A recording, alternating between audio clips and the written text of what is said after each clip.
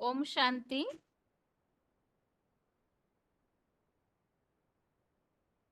भगवत गीता श्लोक क्लास में आज आत्मा सो परमात्मा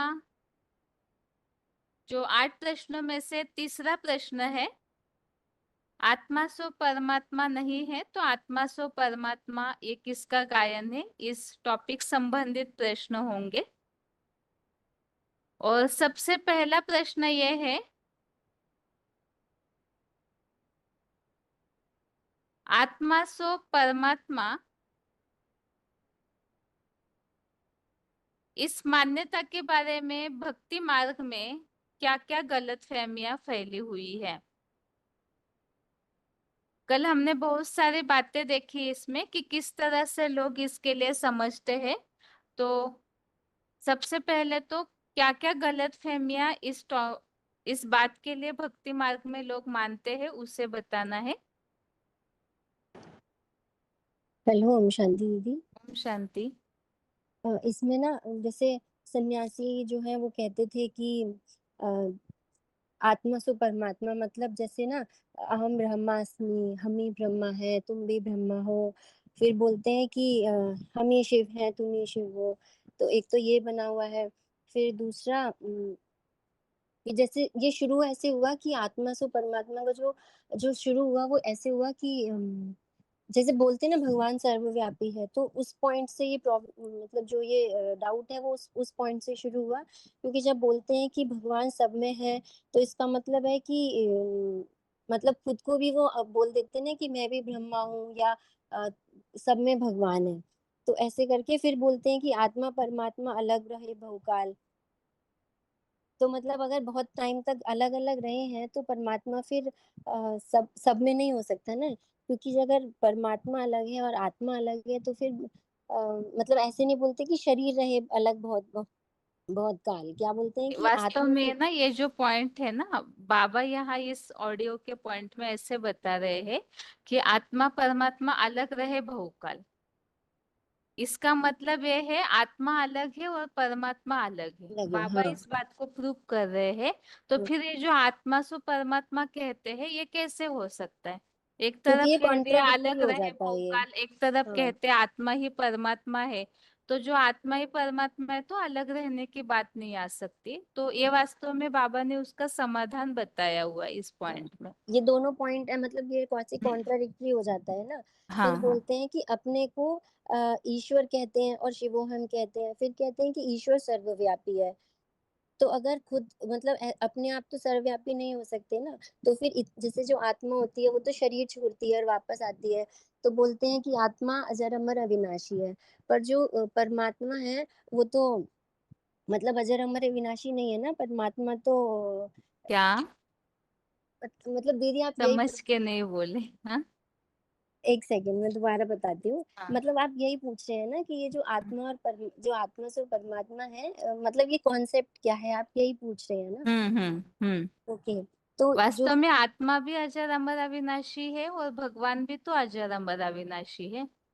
तो हाँ, पर जैसे उसमें रूप क्या में है जैसे। साम्यता है, इस गुण में साम्यता है, लेकिन फिर भी आत्मा जो है जन्म मरण के चक्र में तो आती है हाँ, ना, मैं ऐसे बताती हूँ ये बताइए। वाला पॉइंट। हाँ, हाँ। ठीक है। तो हम्म जो आत्मा होती है, आत्मा जैसे जन्म मरण के चक्र में आती है, तो इसका मतलब क्या है कि आत्मा पे लेप छेप लगता है। तो जब लेप हम्म। छेप लगता है तो आत्मा हमारी अभोक्ता नहीं है ना, भोगती भोगता है। और इसीलिए अकर्ता भी नहीं है, आत्मा अकर्ता है। पर जो परमात्मा है वो अभोक्ता है, क्योंकि उसपे कोई भोग भोग नहीं लगता। और अकर्ता है क्योंकि उसपे कोई लेप छेप नहीं लगता, इसलिए अजन्मा भी है। हम्म पर जो परमात्मा है वो जो है वो तो अभोक्ता भी है, अकर्ता भी है, और अभोक्ता, अकर्ता और अजन्मा हो गया। और ऐसे दूसरा पॉइंट इसी में है कि जो आत्मा होती है उसके लिए टाइटल लगता है कि पापात्मा है, पुण्यात्मा है, महात्मा है, जैसे दुरात्मा, ऐसे ऐसे टाइटल देते हैं ना। पर वो तो भगवान के लिए तो डिसरिगार्ड नहीं कर सकते ऐसा। तो जो आत्मा के जो गुण हो गए और वो जो परमात्मा के गुण हो गए, वे बिल्कुल अलग अलग हो गए। तो शरीर पुण्य है, शरीर पाप है, ऐसे नहीं कहते हैं। जैसे बाबा ने बोला भी था कि जो आत्मा का आत्मा होती है, तो लेप छेप लगने का मतलब बाबा ने बताया, उसका मतलब होता है कि अटैचमेंट आता है। तो जो अटैचमेंट में आता है वो तो जन्म मरण के चक्र में भी आएगा ना, पर जो परमात्मा है वो तो जन्म मरण के चक्र में नहीं आता। और ये जो पॉइंट शुरू हुआ, ये शुरू ऐसे हुआ जो शंकराचार्य ने आत्मा सुख, क्योंकि जैसे बोला ना कि भगवान मिला नहीं, तो जब मिला नहीं तो शंकराचार्य ने बोल दिया कि जैसे शुरू ऐसे किया था ना, एको अहम ब्रह्मा द्वितीयो नास्मि, सॉरी द्वितीयो नास्ति, एको अहम द्वितीयो नास्ति, माना एक ही है, द्वितीय द्वितीय कोई नहीं एको है। ब्रह्म द्वितीयो द्वितीयो नास्ते। नास्ति। ब्रह्म, हाँ, एको एको ब्रह्म, ब्रह्म। एक ही हाँ, ब्रह्म है, बाकी कुछ भी नहीं है इस दुनिया दूसरा में। कुछ भी नहीं है, हाँ। हम्म। पर जो जो ऐसे ही धीरे धीरे ना, ये बाबा ने बोला कि ये जो जवास थी ये चारों ओर फैलती चली गई। और फैली इसलिए क्योंकि जो शंकराचार्य थे उनकी प्योरिटी थी, मतलब थी वो अधूरी प्योरिटी। जैसे उन्होंने सन्यासी थे तो घर बार छोड़ा था, पर प्योरिटी की इतनी पावर थी कि ये जो भरोसा था उनका वो चलता चला गया, और मुसलमानों ने भी मान लिया कि खुदा जर्रे जर्रे में रहता है। तो इस पावर से ये जो मतलब मान्यता है वो धीरे धीरे फैलती चली गई। और लोगों में मतलब यही विश्वास बनता चला गया कि हमें मिला नहीं है तो आत्मा सो परमात्मा का गायन है। हाँ जी, ठीक। आगे अगला फोन अनम्यूट किया है।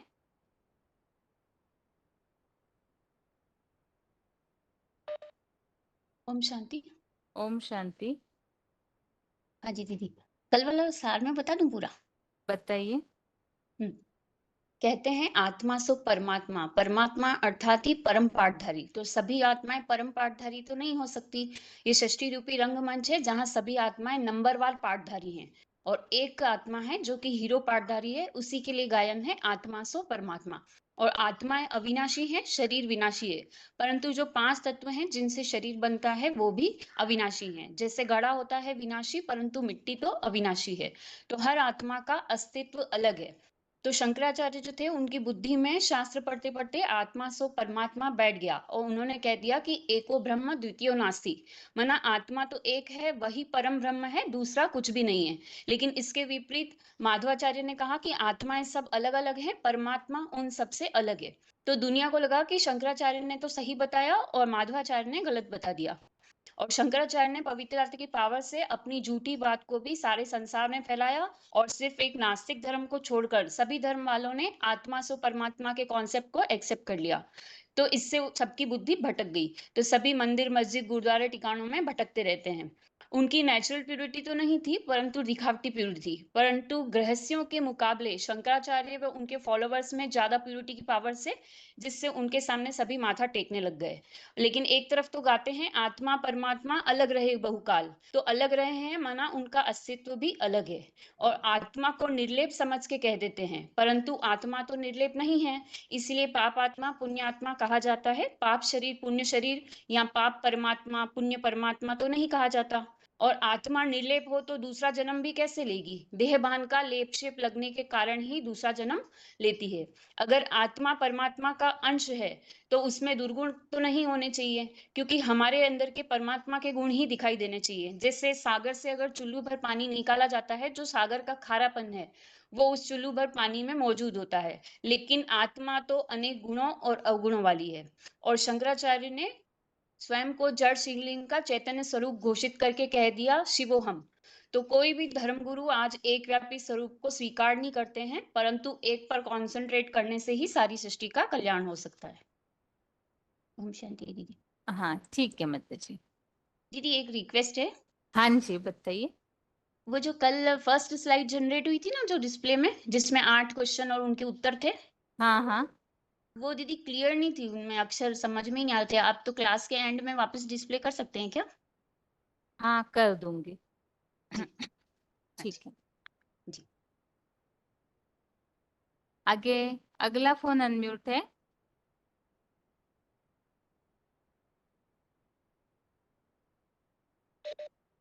ओम शांति बहन जी। 24526 ओम शांति। सब्बगोड़ी।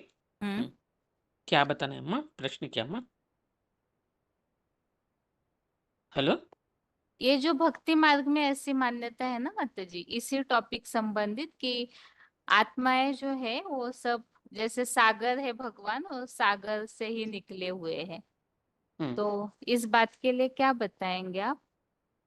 बा- ये भक्ति मार्ग में समझा जाता है ना। इसके बारे में बाप भी बताते हैं हमको। आत्मा तो अविनाशी है और शरीर विनाशी है। शरीर में जो 5 तत्व हैं वो विनाशी नहीं है। जिन 5 तत्वों से शरीर बनता है वो अविनाशी है। जैसे घड़ा कहेंगे विनाशी है, और घड़ा जो मिट्टी से बनता है उस मिट्टी को कहेंगे अविनाशी। एक भी आत्मा का विनाश कभी भी नहीं विनाश नहीं हो सकता है ना, विनाश को प्राप्त नहीं कर सकता आत्मा। जैसे पंच तत्व अविनाशी हैं, वैसे आत्मा भी अविनाशी है, और सब आत्माओं का अलग अलग अस्तित्व है। मनुष्य गुरुओं तो मतभेद हो गए हैं ना उनमें, उनके अंदर। एक मनुष्य गुरु ने कहा कि आत्मा एक है, वो ही परब्रह्म है, एको ब्रह्म द्वितीयो नास्ति, ऐसे कहते हैं।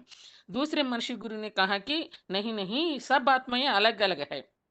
शंकराचार्य ने एको ब्रह्म द्वितीयो नास्ति बोला, मध्वाचार्य ने इसको उल्टा बता दिया।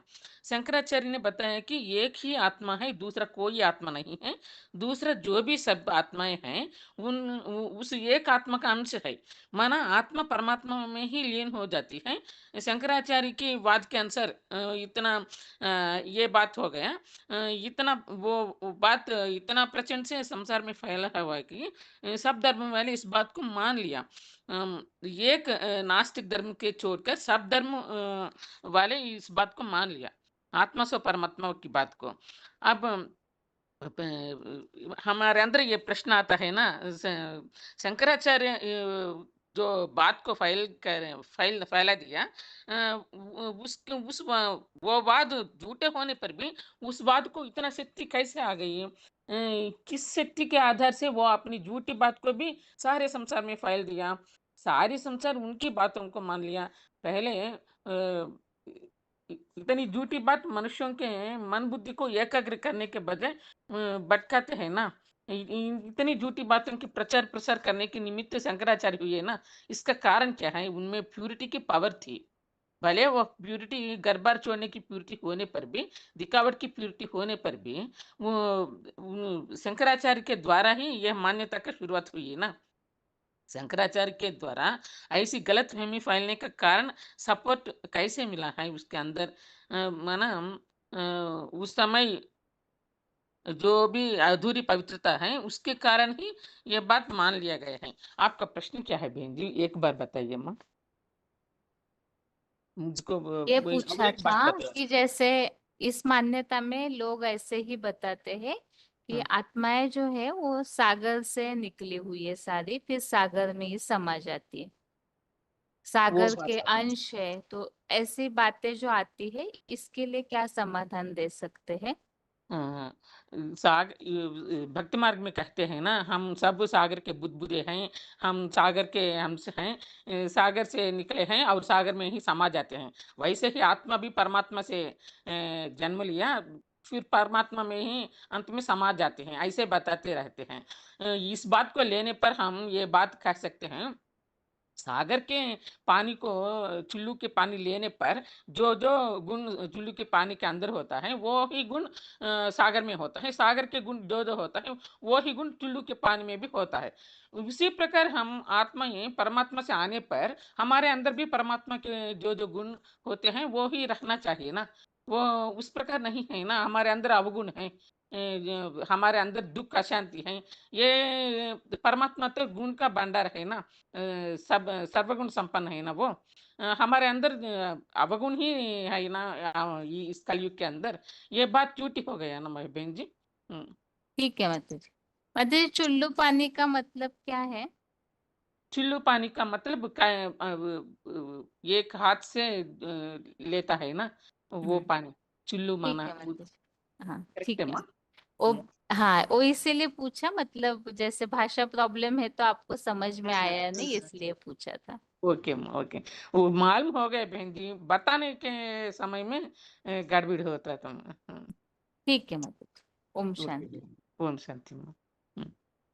अगला फोन अनम्यूट है माता जी। इस टॉपिक में एक बात और हमने समझी थी, जैसे आत्मा सो परमात्मा है ऐसे मान करके ये माना जाता है कि आत्मा निर्लेप है। तो इस बात के लिए आप कैसे समझाएंगे, आत्मा निर्लेप है या नहीं है? ओम शांति। हाँ माता जी। अ, आत्मा निर्लिप नहीं है, क्योंकि आत्मा में ही तो लेप छेप लगता है, इसीलिए आत्मा को ही जैसे पाप आत्मा और पुण्यात्मा कहते हैं। और ये आत्मा लेप छेप लगने से ही जन्म मरण के चक्र में आती है, परंतु परमात्मा में तो कोई लेप छेप नहीं लगता है, इसीलिए वो जन्म मरण में नहीं आते हैं। ये आत्मा में तो लेप छेप लगती है और ये 84 जन्म का चक्र लगाती है, वही पाप कर्म का और पुण्य कर्म का भोग करने के लिए। इसलिए आत्मा निर्लेप नहीं है, आत्मा तो भोगता है। परमात्मा अभोगता है, अकर्ता है, आत्मा सब भोगता है। अच्छा, लेप छेप लगना इसका मतलब क्या है माता जी? लेप छेप लगना भनेको मतलब जैसे संग का रंग लगती है और फिर वो आत्मा और पाप कर्म भी करती है। जैसे पाप आत्मा के संग में लगती है तो फिर पाप कर्म करती है, जैसे सत्व सात्विक आत्मा के संग में लगती है तो फिर सात्विक बनती है। यही लेप छेप है, मतलब लगाव और अटैचमेंट लगता है, आत्मा के संग के रंग लगता है आत्मा में। हम्म, ठीक है। आत्मा सो परमात्मा, इस शब्द का अर्थ क्या है माता जी? आत्मा सो परमात्मा का अर्थ है, आत्मा मतलब आत्मा ही परमात्मा है, ऐसा कहते हैं आत्मा सो परमात्मा। परंतु ये सभी आत्मा के लिए नहीं है, ये तो एक आत्मा के लिए है जो भगवान सुप्रीम सर आकर वो आकर उसको ही आप समान बनाता है। मतलब वो आत्मा अभोक्ता अकर्ता बन जाती है, ऐसे पुरुषार्थ करके वो संपन्न समान बन जाती है। उसी आत्मा के लिए ये आत्मा सो परमात्मा का गायन है, लेकिन और आत्मा के लिए नहीं है। और आत्मा तो इतना ज्ञान धारण कर नहीं सकते, इतना अभोक्ता नहीं बन सकते हैं, उनमें तो लेप छेप लगती है पाप, मतलब अकर्ता अभोक्ता नहीं बन सकती है इतना, इसीलिए और आत्मा था आत्मा सो परमात्मा नहीं है। ठीक है माता जी। मतलब आत्मा सो परमात्मा कहने का मतलब है वो परमात्मा समान बनना ही आत्मा सो परमात्मा, हाँ, ठीक है माता यही जी। है ना। हाँ जी। हाँ। आगे अगला फोन अनम्यूट है। माता जी आप बताइए, इसके पहले हमने 8 प्रश्नों में से कौन से 2 प्रश्नों के उत्तर समझे हैं? हेलो। हाँ बहन जी। हेलो। इसके पहले हमने 8 प्रश्नों में से कौन से 2 प्रश्नों के उत्तर समझे हैं? एक तो भगवान सर्वव्यापी नहीं है, दूसरा गीता का भगवान कृष्ण नहीं है। अभी तक 2 प्रश्नों के उत्तर हमने समझे, और 2 प्रश्न पूरे बताइए अच्छे से, कौन से 2 प्रश्न है? जी जी बहन जी, वो गीता का भगवान कृष्ण नहीं ये समझा है। है हमने, गीता का भगवान कृष्ण नहीं है। ठीक है, हाँ, भगवान गीता का भगवान ठीक है, लेकिन ये 8 प्रश्नों के हिसाब से तो नहीं समझा था। गीता का परमात्मा। भगवान है तो अलग टॉपिक में समझा हाँ है। हाँ, परमात्मा सर्वव्यापी नहीं है तो एक व्यापी कहाँ है। और और इसके अलावा एक है गंगा कल पतित शुरुआत पावनी। में बताया था। बहन जी नेट नहीं चल रहा था तो समझ में नहीं आ रहा था। ठीक है माता जी, छोटे फोन से जुड़ा कीजिए माता जी, ना नेट हाँ जी प्रॉब्लम बहन जी, होता है हाँ तो। थोड़ी, हाँ बहन जी। ठीक है माता जी। अभी हाँ कल जो प्रश्न हम समझ रहे वो प्रश्न बताइए, अगर सुना होगा तो। कल कौन से प्रश्न का उत्तर समझना शुरू किया हमने?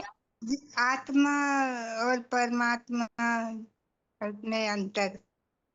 आत्मा और परमात्मा में अंतर। जी बताइए औरंगाबाद के माता जी, तीनों प्रश्न बताइए जो हम अभी समझ चुके हैं और कल के टॉपिक का समझना शुरू किए हैं। पहला प्रश्न समझा था कि भगवान सर्वव्यापी नहीं है, सर्वव्यापी नहीं है तो एक व्यापी कहाँ है ये बताइए। और दूसरा प्रश्न समझा था कि शिव और शंकर एक नहीं है, शिव और शंकर अलग अलग है। हम्म। बीके वाले ये बीके वालों को पूछा था ना, लेकिन बम्बई वालों ने पूछा था कि ये हमारे सवालों का जवाब आप दे सकते हैं तो नहीं तो हम देंगे। ये 2 सवाल हो गए ना। और एक तीसरा सवाल आज दूसरा जो प्रश्न है वो ठीक से बताइए थोड़ा, शिव शंकर वाला प्रश्न एक्यूरेट बताइए। शिव और शंकर एक है तो उसको एक क्यों कर दिया है, इसका कारण क्या, वो पूछा था, वो सवाल था ना दूसरा। ठीक है। हम्म। तो ठीक है, और कल जो प्रश्न समझ रहे हो प्रश्न बताइए पूरा। कल का आत्मा स्व परमात्मा, आत्मा स्व परमात्मा कैसे, ये हुआ ना कल से जो शुरू हुआ है ना, आत्मा आत्मा परमात्मा हो सकती क्या, आत्मा ठीक है, परमात्मा कल कैसे? के टॉपिक में आपको क्या समझ में आया बताइए। आत्मा स्व परमात्मा इस टॉपिक में आपको क्या समझ में आया बताइए। कल के टॉपिक में ये समझ में आया कि आत्मा स्व परमात्मा कैसे हो सकती है, भगवान सर्वव्यापी तो नहीं है ना इसमें। तो ये बताया कि जब भी वो जो शंकराचार्य का जो पॉइंट अभी अभी भाई ने बताया ना कि उसकी बात मान ली दुनिया ने कि भगवान ही आत्मा स्व परमात्मा, ये जो शंकराचार्य ने जो गलत फहमी फैला दी, तो वो प्यूरिटी के आधार से फैला दी ना उसने। तो ऐसे थोड़ी होता है, अब भगवान सर्वव्यापी आत्मा स्व परमात्मा कैसे हो सकता है? उसकी बुद्धि में जो शास्त्र पढ़े ना, वो शंकर बाकी सबने जो शास्त्र पढ़ते पढ़ते परमात्मा अब कैसे कौन सा आत्मा परमात्मा है कि बुद्धि में बैठना चाहिए ना। आत्मा स्व परमात्मा किसके लिए लागू होता है, ये हमारे बुद्धि में बैठना चाहिए। ये हमें समझ में आया कल के पॉइंट में। ये सबके लिए तो लागू नहीं होगा ना बहन जी, आत्मा स्व परमात्मा हो, लेकिन एक आत्मा के लिए लागू पड़ता है, वो शंकर के, वो उसकी समान स्टेज धारण करता है, सिर्फ उसके लिए लागू पड़ता है ना। बाकी आत्माओं को कैसे लागू पड़ेगा, ये बात बुद्धि में बैठ गई। ठीक है माता जी। आगे अगला फोन अनम्यूट है। बताइए, अभी तक हमने जो 2 प्रश्न समझे और तीसरा, सिर्फ प्रश्न एक्यूरेट बताइए और उसका एक ही वाक्य में उत्तर बताइए। 23-107 महासमुंद। जी, 23-107 महासमुंद। भगवान सर्व प्रश्न पहला, भगवान सर्वव्यापी नहीं तो एक व्यापी कैसे कहाँ है? और दूसरा प्रश्न है, शिव और शंकर अलग अलग हैं तो फिर दोनों को एक कैसे कर दिया गया है? और तीसरा प्रश्न है, आत्मा सो परमात्मा नहीं है तो फिर आत्मा सो परमात्मा का गायन कैसे? ठीक है, ओम शांति दीदी। 1 मिनट माता जी। अभी आप बताइए, महासमुंद से जिनका फोन अनम्यूट है, कल के टॉपिक में हमने क्या क्या समझा है उसे संक्षेप में बताइए।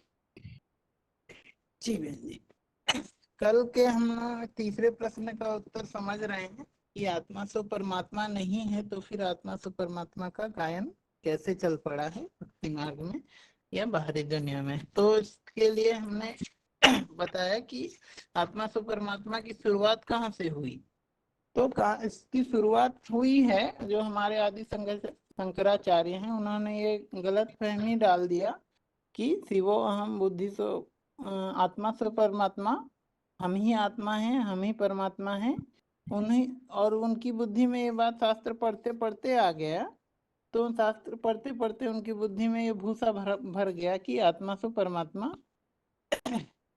तो ये हमारे आदि शंकराचार्य की गलत फहमी से आ गया है। कालांतर में माना उसको फिर बाकी दूसरे धर्म में भी कण कण में है भगवान, ये गलत कंसेप्शन आ गया। और उसका ऐसे आया है कि उन्होंने कह दिया कि अहम ब्रह्मास्मि, हम ही ब्रह्मा, फिर तुम ही ब्रह्मा, हम भी शिव, तुम भी शिव। और ये पत्थर बुद्धि मनुष्य आत्मा उस ज्ञान को नहीं समझ पाए और परमात्मा तो हम आत्मा कह देते हैं। सन्यासी लोग तो अपने को आत्मा समझते हैं, यहीं से बड़ी बड़ी मूर्खता हो गई।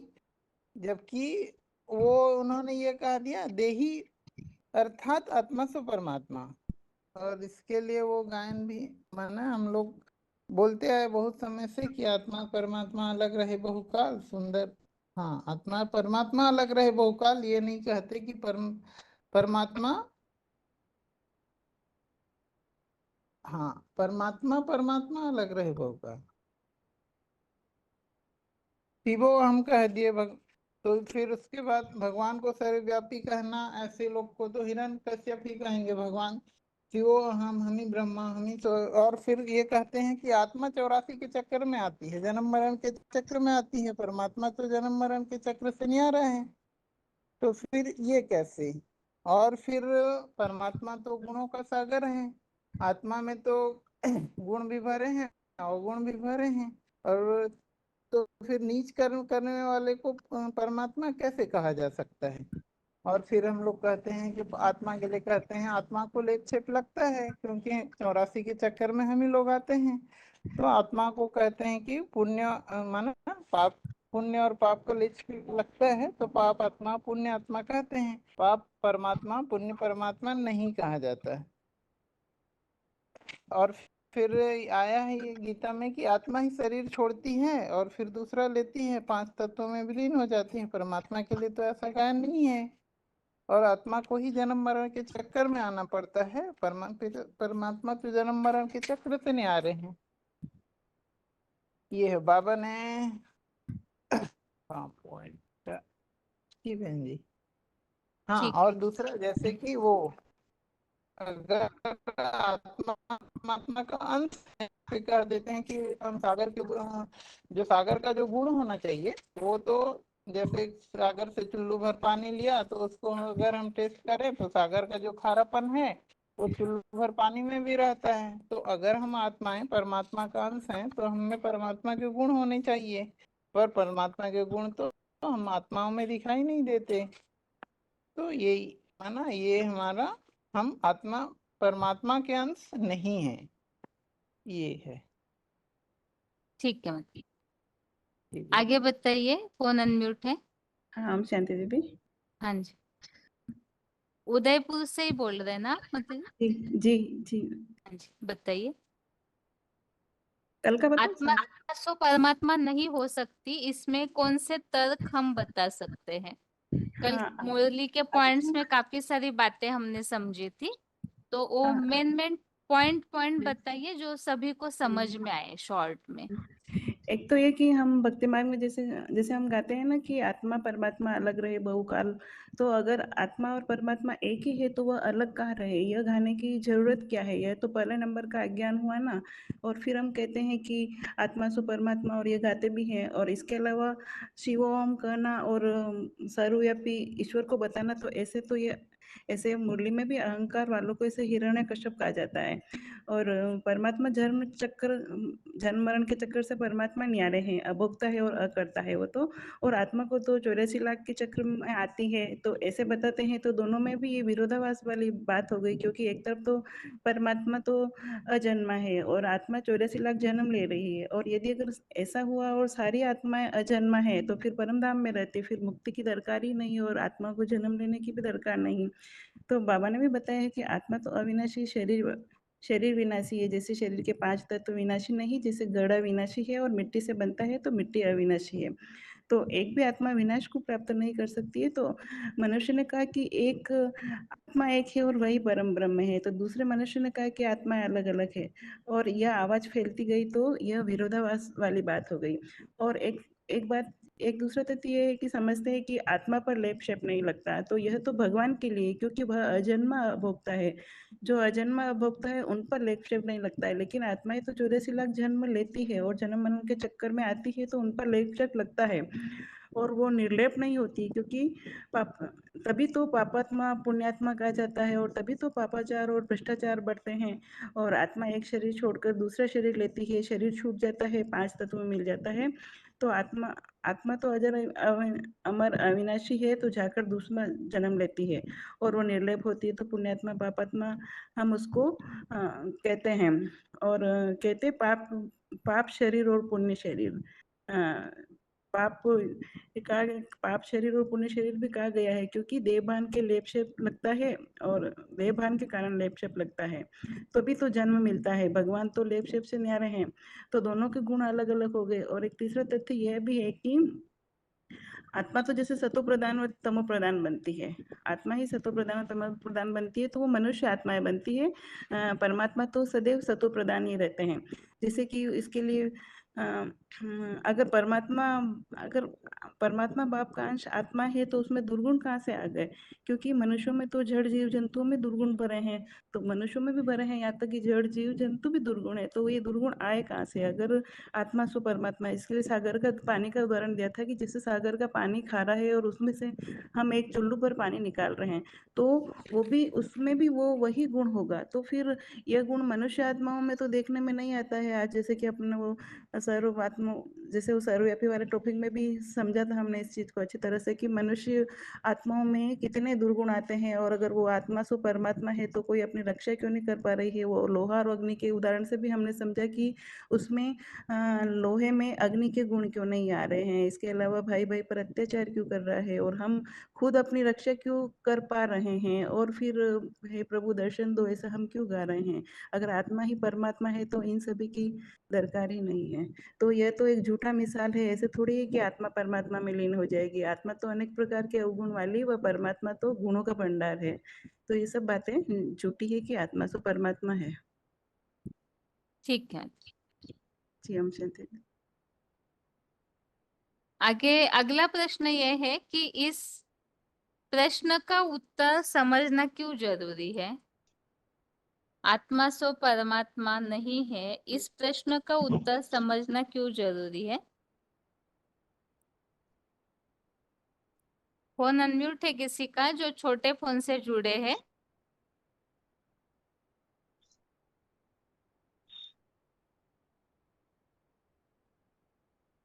फोन अनम्यूट है जो छोटे फोन से जुड़े हैं, नंबर डायल करके। ओम शांति दीदी। हाँ जी। हेलो दीदी, ओम हाँ शांति। जी। ओम 26313 हम्म नयागढ़। हम्म। हेलो, बताइए बताइए नयागढ़ के क्वेश्चन मतलब है। तो आज की दुनिया में जो स्थिति देखकर होते हुए भी ये बात समझते आती है कि भगवान सर्वव्यापी नहीं हो सकती है। एक व्यापी कहाँ है? आज की दुनिया में बढ़ते हुए दुख और अशांति, मनुष्य में भरे हुए विकार, भगवान के अस्तित्व नहीं मिलती है। इसलिए एक व्यापी स्वरूप महादेव को कहा जाता है। शंकर जन्म मरण चक्र में नहीं आते हैं, महादेव के साथ जुड़ा जाता है शिव और शंकर। जो आत्मिक स्टेज को संपन्न स्टेज में धारण करती है। जब भगवान को पहचानती है तो साधारण व्यक्तित्व होते हुए भी याद और ज्ञान पुरुषार्थ में ऐसी स्थिति बनाते हैं, शिव और शंकर दोनों एक हो जाते हैं। जो पुरुषार्थ के आधार से परमपिता परमात्मा शिव जो साकार शरीर में आते हैं, वो तो शिव तो अजन्मा है, निराकार है, जन्म मरण चक्र में नहीं आते हैं, तो इसीलिए अजन्मा कहते हैं। शंकर साधारण मनुष्य होते हुए भी पुरुषार्थ करते करते परमपिता के समान बन जाते हैं। साकार शरीर होते हुए भी निराकारी स्टेज बना लेती है, और निराकार एक रस स्थिति बनाते हैं, निसंकल्पी स्टेज भी बनाते हैं, जिनका साकार में गाया जाता है। बिनु पग चले सुने बिनु काना, कर बिनु कर्म करे विधि नाना, आनन रहित सकल रस भोगी, बिनु पानी बक्ता बड़ जोगी। परमपिता शिव का इंद्रिय है ही नहीं है, तो उनके लिए ये बात लागू होती है। लेकिन परमपिता शिव कोई भी भोग नहीं भोगते हैं। तो व्यक्ति परमपिता महादेव होते हुए भी ये तनधारी अभोक्ता बनते हैं। इसीलिए प्रमाण महादेव के कैलाश पर्वत में दिखाते हैं और स्वर्ग की सुख नहीं दिखाते हैं। आभूषण दिखाते नहीं है, बिल्कुल वैरागी और गिरि देश में दिखाते हैं। जो भोग भोगते हैं पाप जैसा विकारी भावना, जिसी के प्रमाण महादेव पाप से परे अर्थात कर्म काम जीते तो जगत जीते। उनके यादगार निराकारी शिवलिंग दिखाते हैं। काम जीते जगत जीते शिवलिंग के रूप में पूजा होती है। परमपिता शिव का गुण शंकर साकार होते हुए भी याद की लवलीन में लवलीन स्टेज को धारण करते हैं, अकर्ता बनते हैं। कर्म की लेप से भी उनके ऊपर नहीं लगते हैं। जन्म मरण की चक्र में आते हैं, अकर्ता भी बनते हैं। सृष्टि पर आते भी अपने स्वस्थिति में रहते हैं, निराकारी रूप दिखाते हैं। और अकर्ता भी बनते हैं। बाकी जो महादेव अकर्ता बनते हैं, ये संसार का जो आत्मिक स्टेज द्वारा विनाश करते हैं। उनके कोई पाप नहीं लगते हैं। ये सारे संसार ग्लानि का विष पान करते हैं, हलाहल विष। सारे विष को पीने भी स्थिर रहता है। बिल्कुल स्थिर रहने से विनाश करते हैं। देवताओं के रूप में पूजा होते हैं। अकर्ता होते हैं, भयानक काम करते से भी उनका कर्तव्य का कोई पाप लेप छेप नहीं लगता है। तीन ही गुणों के परमपिता का गुण सब धारण करते हैं। शिव शंकर एक हो जाते हैं। शिव शंकर अलग होते हुए भी एक तीन गुणों का मुख्य महादेव धारण करते हैं। इसीलिए परमपिता परमात्मा के साथ शिव शंकर एक हो जाते हैं, भगवान के रूप में प्रत्यक्ष होते हैं। उनके द्वारा देव ब्रह्मा, देव विष्णु उनसे भी महान है महादेव माना जाता है। जो माना जाता है, शिवलिंग के द्वारा ही सृष्टि का शुरुआत हुई है। गीता में आया है अव्यक्त मूर्तिना, मया तत् इदम सर्वं जगत अव्यक्त मूर्तिना। जगत विस्तार को पाता है तो स्पष्ट महादेव ऐसे बनते हैं। परमपिता शिव बनकर इस सृष्टि के कार्य में पूरा मददगार बनते हैं। इसीलिए एक व्यापक स्वरूप जिनकी हर धर्म में मान्यता है। आदम आदिदेव आदिनाथ के रूप में, महादेव के रूप में, पहले देव के रूप में मान्यता दिखाई जाता है। स्पष्ट है कि परमपिता एक व्यापक स्वरूप महादेव भी है। शंकर एक ही बनते हैं, याद में लीन हो जाते हैं। इस कारण शिव शंकर बाद के साथ जुड़ा जाता है, वह कंपेनियन रूप में दिखाते हैं। भगवत गीता में आता है कि मम वर्तानुवर्तन्ते मनुष्य पार्थ सर्वस्व। मनुष्य सृष्टि में आकर परम को फाउंडेशन डालते हैं, तो उन्हें सारा संसार वो परंपरा को मानते हैं। इसीलिए एक व्यापी कहा जाता है। ओम शांति दीदी। ठीक है माता जी। आगे अगला फोन अनम्यूट है। रोल नंबर बताइए अपना। 14389 हाँ जी। डाउन दाखवला। इसी सवाल का हाँ, आत्मा से इसी सवाल का परमात्मा जवाब स्टॉप। देना है। हाँ जी। हाँ हाँ, तो माता जी ने तो बहुत अच्छा सा बताया। लेकिन इसमें एक अंतर है, जो दुनिया वाले शिव और शंकर को जो अलग अलग है, उसको शंकर को ही शिव समझते हैं। इसीलिए आत्मा, परमात्मा और परमपिता, ये तीनों का कार्य कैसे चलता है, इन तीनों के बारे में जानकारी होना अति आवश्यक है। जैसे कि भगवान शिव को साकार शरीर न होने के कारण उनके समान बने एक व्यक्ति शंकर के शरीर के द्वारा ही भगवान शिव की प्रत्यक्षता होती है। शंकर शिव के बिल्कुल समान 100% बन एक जाते हैं। मिनट, सिर्फ सारे सिर्फ एक गुण जो मिनट शिव के माता हैं। जी, एक मिनट सिर्फ। उदयपुर की जो माता जी ने अभी बताया था, ये 8 प्रश्नों का जो हाँ पॉम्पलेट है, एक बार शेयर करने के लिए। तो माता जी आप एक बार देखिएगा अभी, और जिनके पास भी नहीं होगा, हो सकता है, तो ये जो 8 प्रश्न है पूरे टोटल उत्तर सही, तो अभी स्क्रीन पे शेयर किया है, तो जिन्हें लेना है वो ले सकते हैं अभी। 8 प्रश्न जो पूरे उत्तर सहित है, उसे अभी स्क्रीन पे शेयर किया हुआ है, जिन्हें लेना है वो ले सकते हैं। हाँ, आप बताइए माता जी आगे। हाँ, आप तो बताइए अभी। गलत फहमी के कारण शंकर को ही भगवान समझते हैं। वास्तव में शंकर तो है देवता, देवों में सबसे बड़ी देवता, देवों के देव महादेव। जबकि भगवान शिव निराकार त्रिमूर्ति के द्वारा कार्य करते हैं। उस तीनों मूर्तियों में सबसे ऊंच से ऊंच मूर्ति है शंकर महादेवन, जिन्हें पुराण पुरुषोत्तम कहा गया है। आदिदेव, आदिनाथ, आदम, इन अनेक भिन्न भिन्न धर्मों में भिन्न भिन्न नाम रूप के द्वारा कहा जाता है तो एक ही पर्सनैलिटी, जिसमें शिव और शंकर दोनों भी कार्य करते हैं। लेकिन शिव का जो कल्याणकारी कर्म है और शंकर का जो विनाशकारी कर्म है, इन दोनों के बारे में जानना भी जरूरी है। और साकार और निराकार के भेद और दोनों के अंदर समानता, दोनों बात की जानकारी होना अति आवश्यक है। इसलिए आत्मा सो परमात्मा जो सब नहीं है, जो एक ही बनता है, जिसे पुरुषोत्तम परमात्मा इति उदाहता कहा गया है, जो शरीर में रहते हुए अक्षर स्टेज को पाता है, तो उस एक व्यापी स्वरूप को समझना बहुत अति आवश्यक है। इसीलिए शिव और शंकर दोनों के अंदर हुआ अंतर और दोनों में समानता, ये दोनों भी बात की जानकारी आवश्यक है।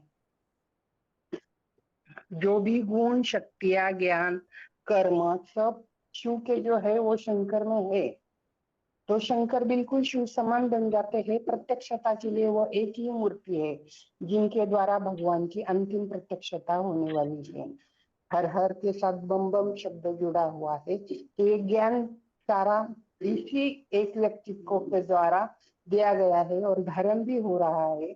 जो आत्माएं परमात्मा के अंदर जो अंतर है उसको जानना अति आवश्यक है, क्योंकि आत्माएं तो जन्म मरण में आती है और परमात्मा जो जन्म मरण रहित है और अक्षर है, अभोक्ता है, अकर्ता है, अशरीरी स्टेज को प्राप्त करता है, निराकारी निरीकारी स्थिति को प्राप्त करता है साकार में रहते हुए, तो वह भगवान का साकार स्वरूप बन जाता है।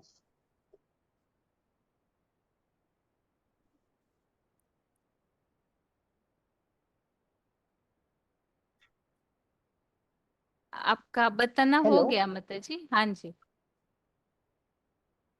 हाँ बहुत सारे टॉपिक हो गए ना, इसलिए ठीक है।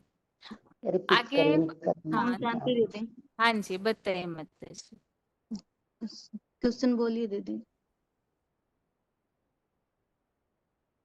जो कल का टॉपिक है उससे बताइए, या तो जो पहले दो प्रश्न हमने समझे हैं तो हाँ जी, उससे अगर दो वाक्य में उत्तर दे सकते हैं तो बताइए।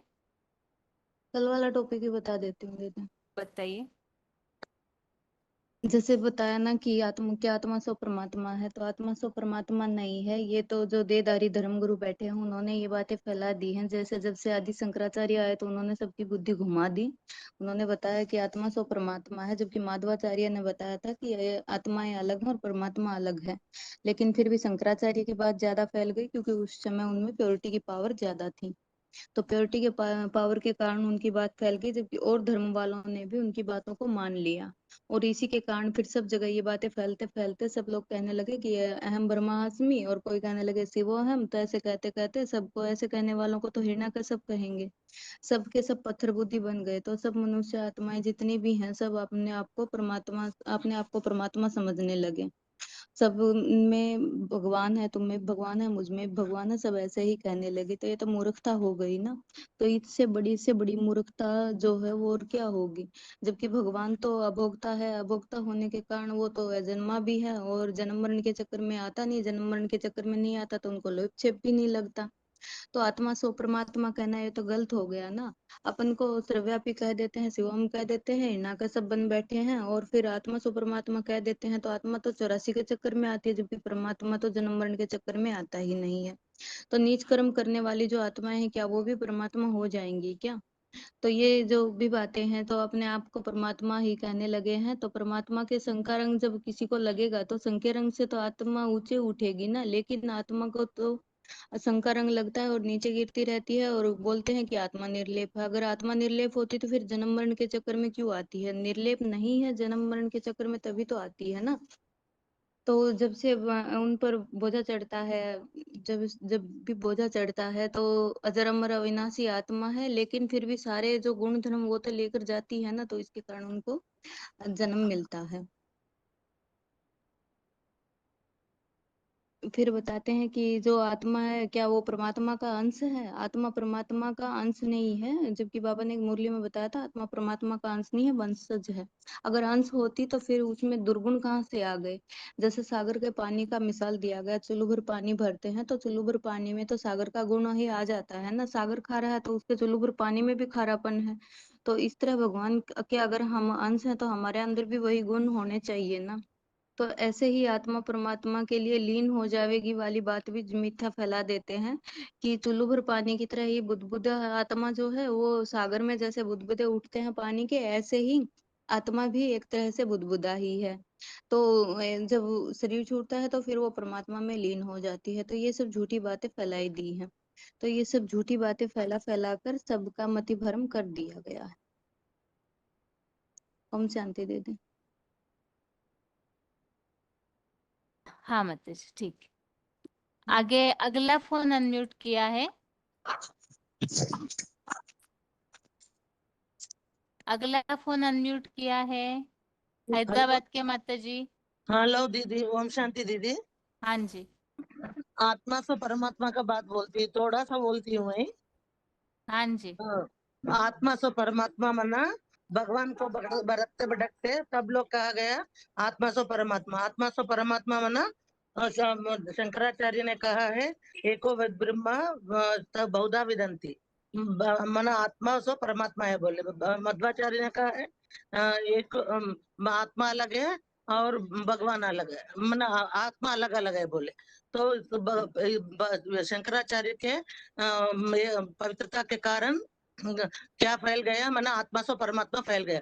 मना भगवान किधर भी नहीं मिले तो आत्मा से परमात्मा, आत्मा से परमात्मा बोले तो समझने से वो तो गलत बात है। मना आत्मा अलग है, आत्मा परमात्मा बहुत बहुत मना आत्मा अलग है, आत्मा के परमात्मा के बहुत बहुत बहुत मना दूर है बहुकाल, ऐसा बोलते हैं ना। इससे भी साबित होता है आत्मा से परमात्मा नहीं होता है। क्योंकि आत्मा मिट्टी का, जो कुम्हार मिट्टी का घड़ा बनाते हैं और घड़ा तो विनाशी है, मिट्टी अविनाशी है।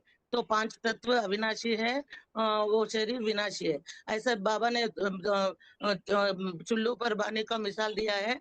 जब सागर से चुल्लू पर पानी लिया तो जब सागर का गुण चुल्लू पर पानी में आता है, मतलब सागर कारा है तो भी चुल्लू पर पानी में भी कारा रहता है। ऐसा आत्मा से परमात्मा नहीं एक है, तो आत्मा से परमात्मा होता है तो भगवान का गुण आत्मा में आना चाहिए। तो आत्मा में अलग अलग रहते हैं, नीच रहते हैं, बहुत अलग रहते हैं। ऐसा इससे साबित होता है आत्मा परमात्मा अलग है। आत्मा तो परमात्मा वो नहीं होता है। ठीक है माता जी। अभी अगला फोन अनम्यूट है और प्रश्न ये है, कल कुछ क्लिप्स हमने सुना था 8 प्रश्नों के टॉपिक संबंधित बाबा ने कुछ बताया था। अगर वो क्लिप्स सुने हैं तो बताइए।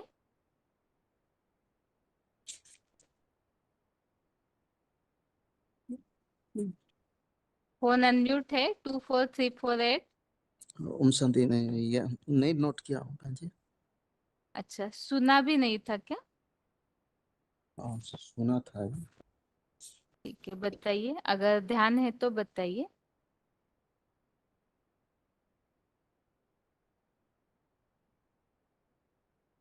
मैं नहीं बोल पाऊंगा। अच्छा ठीक है, कल का टॉपिक बताइए फिर। सबसे पहले शंकराचार्य ने ये आत्मा से परमात्मा का ये दुनिया में फैला दिया। और ऑडियो नंबर 206 में जो लिखा है अहं ब्रह्मास्मि, हम भी ब्रह्मा तुम भी ब्रह्मा, हम भी शिव तुम भी शिव, आत्मा से परमात्मा कह देंगे। तो दुनिया वाले पत्थर बुद्धि होने के कारण ना आत्मा को जानते हैं ना आत्मिक ज्ञान को कहते हैं। तो ये जो आत्मा से परमात्मा, परमात्मा से हम आत्मा, ये ज्ञान जो फैला हुआ है उसको एडमिट कर लिया। और ये शंकराचार्य का जो ये देखावटी पीरियड के कारण ये सब दुनिया में फैला और सब एडमिट कर लगे। तो फिर शिवो हम कहने लगे, हिरण्यकशिप मैंने हम भी शिव है सब कहने लगे। तो आत्मा एक्चुअली तो 84 जन्म के चक्र में आते हैं, लेकिन परमात्मा है एक ही आत्मा सारी संसार में, एक ही आत्मा ही फॉर द टाइम बिंग, इसी संगम में ही वो परमात्मा बनते हैं। इसी संगम में ही थोड़ी दिन के लिए ही परमात्मा बनते हैं। तो ये इसको जानना ही बहुत जरूरी है, क्योंकि एक व्यापी को जानने से ही मन बुद्धि एकाग्र हुआ और सब मामेकम याद करो से सब पावन बन सकेंगे। ठीक, जी। आगे बताइए माता जी। क्या बताना है? हाँ, पहले तो 8 प्रश्नों संबंधित कल जो क्लिप चला था, या तो हाँ, वो पिछली बार के दीदी लिखे हुए हैं, कल वाले तो नोट नहीं कर पाई क्योंकि उसमें मिलती जुलती बातें थी तो नोट नहीं की मैं। हाँ, एक क्लिप तो वैसे भी सेम चलाया था, बताइए। हाँ हाँ, जो जिसमें बताया कि बाप दादा को बिना सीजन के बुलाया गया था, क्यों क्योंकि उनको कंफ्यूजन पैदा हुआ था कि 8 प्रश्नों का उत्तर कैसे दिया जाए। तो उसमें बाबा ने बताया कि जो सनातन धर्म के देवी देवता होंगे, वो इस प्रश्न का उत्तर दे पाएंगे। जवाब देते हैं तो सनातन धर्म के सिद्ध होंगे और नहीं देते हैं तो मुसलमान के धर्म के सिद्ध होंगे। क्योंकि अल्लाह मियाँ ने ये फरमाया, अल्लाह मियाँ ने वो फरमाया, ऐसा कहते हैं। तो अल्लाह मियाँ ऊपर से नहीं फरमाते हैं, नीचे साकार तन से फरमाते हैं। और उसके अलावा बाबा ने कहा कि जो प्रश्न पत्र आया है तो वो सभी के लिए है, बेसिक वालों के लिए भी है, एडवांस वालों के लिए भी है। कौन बीड़ा उठाते हैं और कौन गस्से मारते हैं ये क्लियर हो जाएगा। कितना परीक्षा माना कितना पढ़ाई को समझा है, टीचर से नहीं पूछा जाता है। परीक्षा पत्र जब आता है तो टीचर से नहीं पूछा जाता है, और जो एक्यूरेट जवाब देंगे वो पास विद ऑनर होंगे, बाकी नंबर वार। और ये सभी के लिए नॉलेज की परीक्षा है, और कितना बेसिक कोर्स उठाया है, कितना एडवांस कोर्स उठाया है, ये बताया। इतने स्टूडेंट्स को संदेश दिया है, कितनों को ज्ञान सुनाया है। तो बाबा चाहते हैं कि समाधान हो, चित्रों द्वारा समझाओ। ठीक है माता जी। अभी बताइए, कल के टॉपिक को शॉर्ट में बताइए। वो बताऊंगी कि आत्मा माना आत्मा परमात्मा नहीं है, ये जानना क्यों जरूरी है, ये पूछ रहे थे। बताइए, हाँ जी बताइए। तो इसमें जानना जरूरी है क्योंकि मनुष्यों की आज दुर्गति का कारण यही है कि दो अलग अलग तरीके से समझ लिया। या तो समझ लिया आत्मा सो परमात्मा है, या तो कह दिया आत्मा मतलब भगवान कण कण में है, सभी व्यापी है। तो आत्मा सो परमात्मा कहेंगे तो इसमें तो ये भी बात आ जाती है कि जैसे कि मनुष्य आत्माओं के लिए नहीं है तो कीट पशु पक्षी पतंगों सभी के लिए हो जाएगा। माना जैसे कण कण में व्यापक समझ लिया। तो इससे एक तो सर्वव्यापी कहने से एक तो भगवान की ग्लानि कर दी और खुद की बुद्धि भटक गई। और भगवान के तो कर्तव्य भगवत गीता में बताए हुए हैं, तो ऐसा कोई कर्तव्य तो मनुष्य आत्मा नहीं कर पा रही है। और उसके अलावा बुद्धि भटकने से जो तन बल है, मन बल है, धन बल है, सभी कुछ क्षीण हो रहा है। क्योंकि मनोबल ही सबसे बड़ा है और मन बुद्धि ही भटक गई तो बाकी तो सारे बल हैं, उनका तो नाश होना ही है। और इससे अ, स- अ, ए, आत, परमात्मा को अलग समझने से, परमात्मा का अस्तित्व अलग समझने से, एक व्यापी समझने से बुद्धि में एकाग्रता आएगी। और जो भी सृष्टि पर जो भी समस्याएं हैं, चाहे वो कैसी भी समस्याएं, चाहे गरीबी समझ लो, चाहे तो मतलब ये जैसे बाबा ने कई सारी समस्याएं जो बताई है, सामाजिक समस्या है, पर्सनल समस्या है, व्यक्तिगत समस्याएं हैं, समाज की हैं या धर्मों की हैं, जो आज के समय में जैसे विश्व युद्ध तक छिड़ने की बात आ गई है। ये सारी इसी बात के लिए है क्योंकि धर्म को अधर्म कर दिया। माना अनेक व्यापी समझने से अधर्म हो जाता है। धर्मों में अलग अलग धर्मों में बंटवारा हो गया। तो सारी समस्याओं का जो समाधान है वो इसी आत्मा परमात्मा नहीं है, इस बात से क्लियर होगा। हुआ ये कि शरीर को देखा तो ये समझा कि शरीर के द्वारा ही कर्तव्य किया जाता है, तो आत्मा निर्लेप है। तो इसीलिए ये समझ लिया कि जैसे परमात्मा निर्लेप है वैसे आत्मा भी निर्लेप है, क्योंकि आत्मा को देख नहीं सकते, आत्मा की जानकारी है नहीं। तो निर्लेप होने के आधार पर समझ लिया। इसीलिए सजाएं भी जो दी जाती है वो शरीरों को दी जाती है। आत्मा को सजा देने के लिए तो अलग ही विधि है जो राजयोग के द्वारा समझाई जाती है। जैसे बाबा बोलते हैं कि आत्मा को कैद कर दो, भ्रुकुटी में कैद कर दो, खाना पीना मत दो, मना इंद्रियों के द्वारा सुख मत दो। लेकिन शरीरों को सजाएं दी जा रही है क्योंकि समझते हैं शरीरों ने पाप किए हैं। उसके अलावा सागर का जो बताया कि सागर में हम आत्माएं, सागर से ही आत्माएं बुद्धि की तरह उठती हैं और उसी में मिल जाती हैं। वास्तव में अगर ऐसा होता तो परमात्मा के जो गुण हैं वो सभी आत्माओं में भी नजर आते हैं। जैसे सागर का एक गुण हम खारेपन का समझते हैं, जैसे एक चुल्लू उठाओ एक लोटा उठाओ, वो सभी में वो खारेपन का गुण होगा। लेकिन हम इतनी सारी आत्माओं में परमात्मा जैसे गुण एक में भी नहीं है, मतलब एक उसको अलग करके, उनकी तो बात ही अलग है, वो तो मतलब परमपिता परमात्मा एक ही हो गए, लेकिन बाकी सब में नंबर वार है। तो ये खारेपन का गुण है, या फिर जैसे बाबा के जो गुण है, परमपिता के जो गुण है, परमात्मा के गुण है, वो हम में सब में नजर आते हैं। ये गलतफहमी वही शंकराचार्य वाली बात के आधार पर हुई है, और निर्गुण है, निर्लेप है, इसलिए समझ लिया। और बस ठीक है, शांति। ठीक है माताजी। अभी हाथ नीचे किए हैं सभी के, और पिछले बार जिन्होंने भी हाथ उठाया था, सर्वव्यापी और एक व्यापी, इस प्रश्न को पूरा रेडी करके, जैसे 7-8 मिनट का टाइम दिया जाएगा सभी को, ज्यादा से ज्यादा 10 मिनट का, तो उसी में पूरे टॉपिक का उत्तर बताना है। भगवान सर्वव्यापी नहीं है तो एक व्यापी कहाँ है? इसमें देखिए 2 प्रश्न है, इसीलिए जो अजन्मा, अभोक्ता, अकर्ता वाला जो प्रूफ है ना, वो वास्तव में दूसरे प्रश्न का उत्तर है, जिसे हमने इसी टॉपिक के साथ मिला करके समझा है। तो इसीलिए उस प्रश्न को आप अलग से बता सकते हैं कि इस प्रश्न का ये उत्तर है। तो बस केवल भगवान सर्वव्यापी नहीं है, एक व्यापी कहाँ है, इस प्रश्न के उत्तर के लिए पिछले बार जिन्होंने भी नंबर नोट करवाया हुआ है वो हाथ उठाइए अभी, और जिनकी पूरी तैयारी है वही हाथ उठाइए। ये टॉपिक तो, ये प्रश्न तो पूछते ही रहेंगे हर क्लास में लास्ट के आधा घंटा में, ताकि सभी को इस उत्तर की प्रैक्टिस हो जाए, इसलिए पूरी तैयारी के साथ ही हाथ उठाइए, ताकि आपको अधूरा न बताना पड़े। हेलो। हाँ, ओम हेलो। शांति माता जी। हाँ जी, ओम शांति दीदी।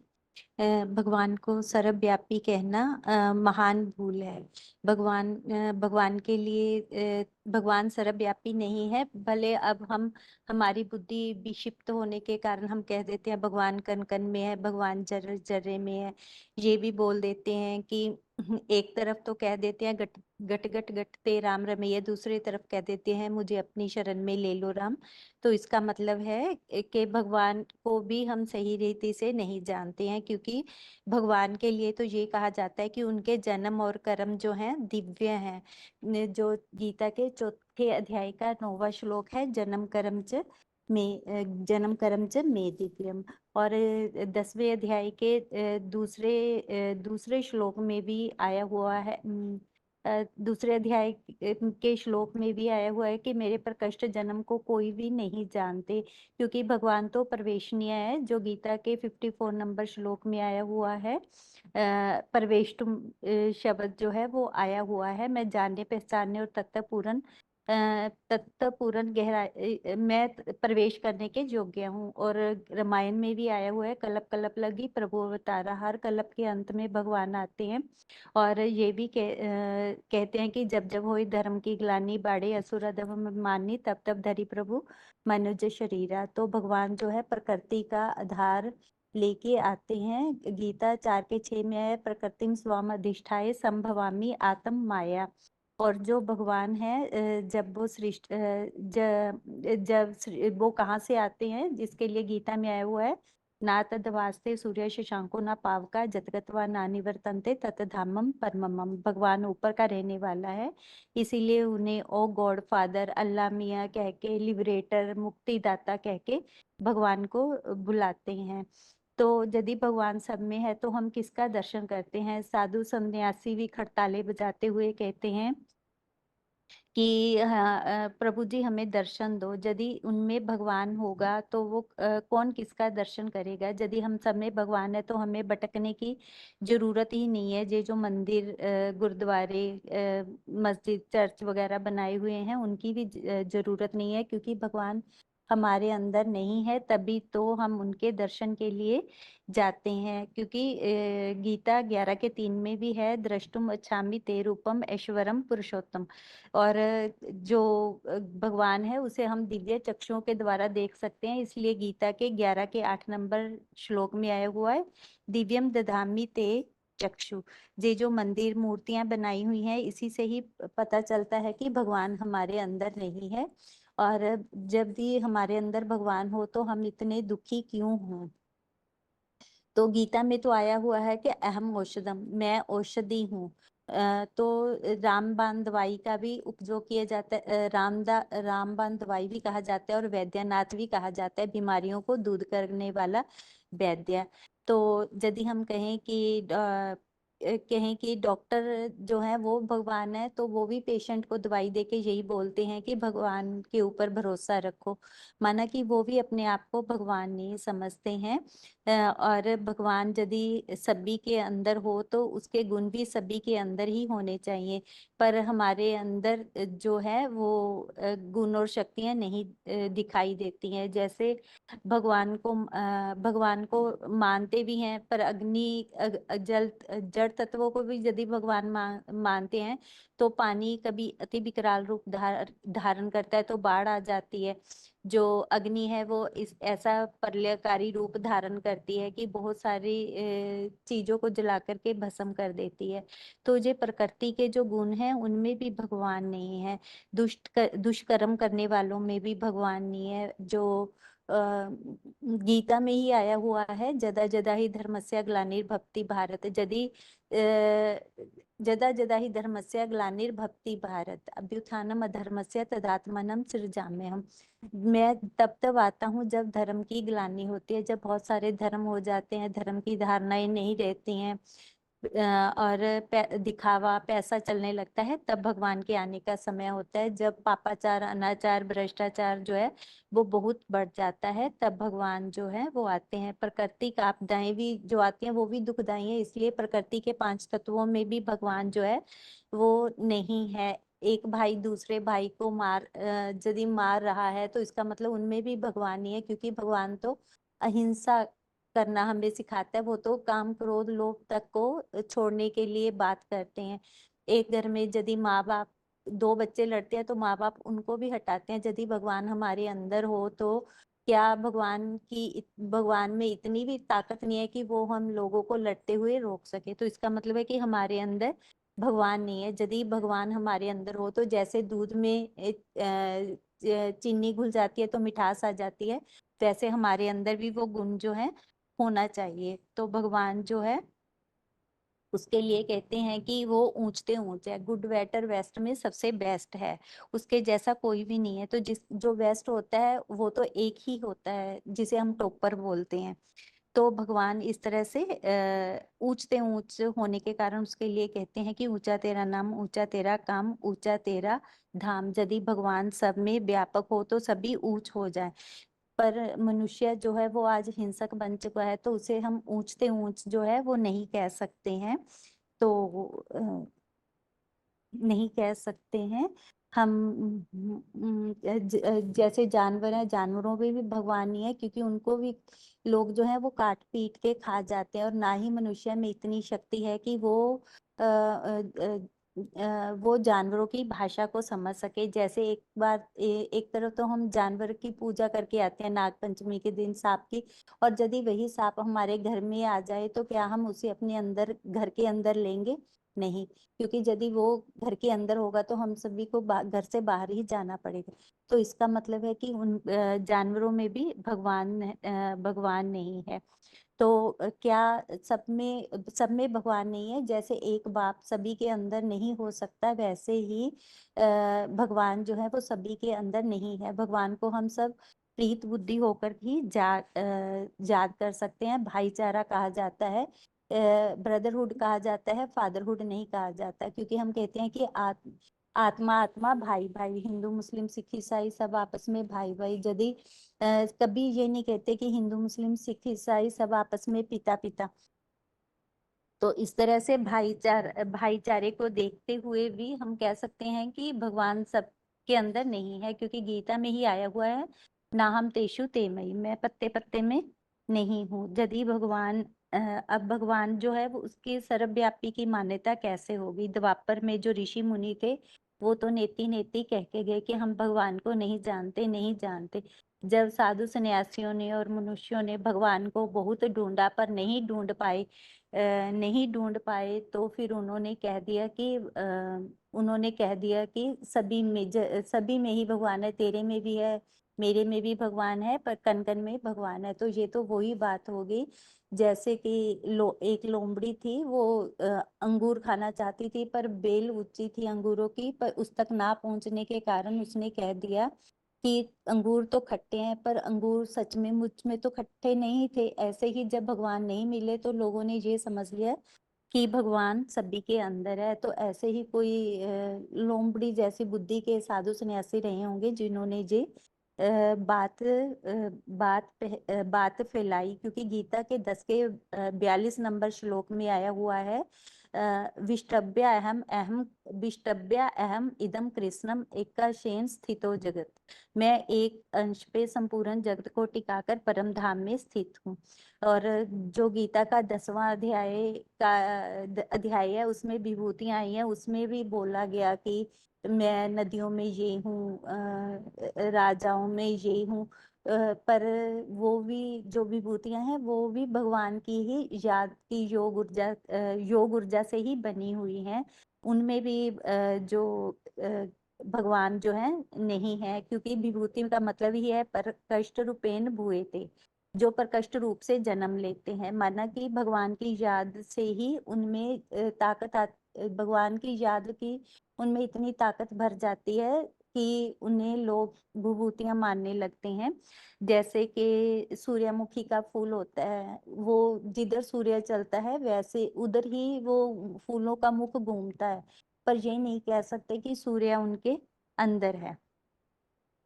तो ये जो विभूतियां हैं ये तो सूर्य से सूर्य से पावर लेके योग की पावर लेकर के अपने में ऊर्जा भरती हैं, वो ऊर्जा ही उनकी जन्म जन्मांतर काम आती है। तो इसी तरह से भगवान सर्वव्यापी की मान्यता जो है वो ये है कि भगवान सभी के अंदर नहीं है, पर उसकी याद जो है वो सभी के अंदर है।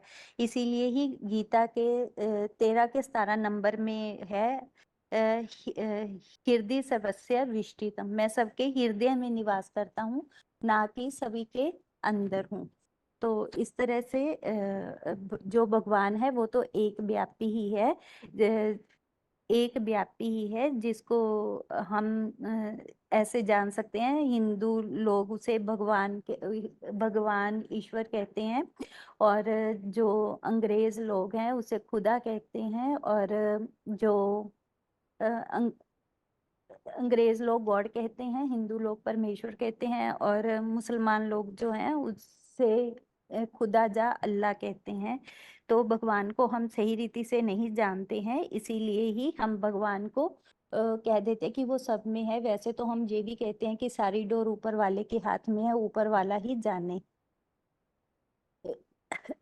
ऊपर वाला ही जाने, क्योंकि गीता के 10 के 2 में है ना मैं विदु सुरगुना प्रभवम न महर्षि अहम आदि ही देवानाम महर्षि नाम च सर्वशा। भगवान जो है वो अति सूक्ष्म है, जिसके लिए गीता 8 के 9 में है अनो अन्यांसम अनो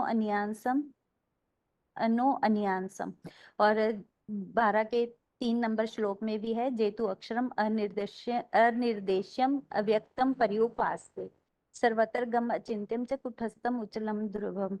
तो इस तरह से भगवान जो है वो अविनाशी अनिर्वचनीय संकल्पों द्वारा सब जगह पहुंचने वाला है, चिंतन न करने योग्य परम धाम के ऊंचे शिखर के ऊपर रहता है। भगवान की सभी